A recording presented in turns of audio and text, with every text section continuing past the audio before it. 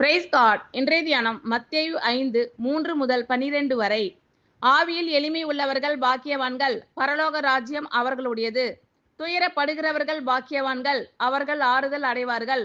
சாந்த குணம் உள்ளவர்கள் பாக்கியவான்கள், அவர்கள் பூமியை சுதந்தரித்துக் கொள்ளுவார்கள். நீதியின் மேல் பசிதாகம் உள்ளவர்கள் பாக்கியவான்கள், அவர்கள் திருப்தி அடைவார்கள். இரக்கம் உள்ளவர்கள் பாக்கியவான்கள், அவர்கள் இரக்கம் பெறுவார்கள்.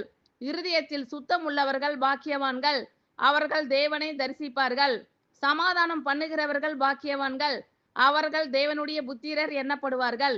நீதியின் நிமித்தம் துன்பப்படுகிறவர்கள் பாக்கியவான்கள், பரலோக ராஜ்யம் அவர்களுடையது. என் நிமித்தம் உங்களை நிந்தித்து துன்பப்படுத்தி பலவித தீமையான மொழிகளையும் உங்கள் பேரில் பொய்யாய் சொல்வார்கள், ஆனால் பாக்கியவான்களாய் இருப்பீர்கள். சந்தோஷப்பட்டு களி கூறுங்கள், பரலோகத்தில் உங்கள் பலன் மிகுதியாய் இருக்கும்.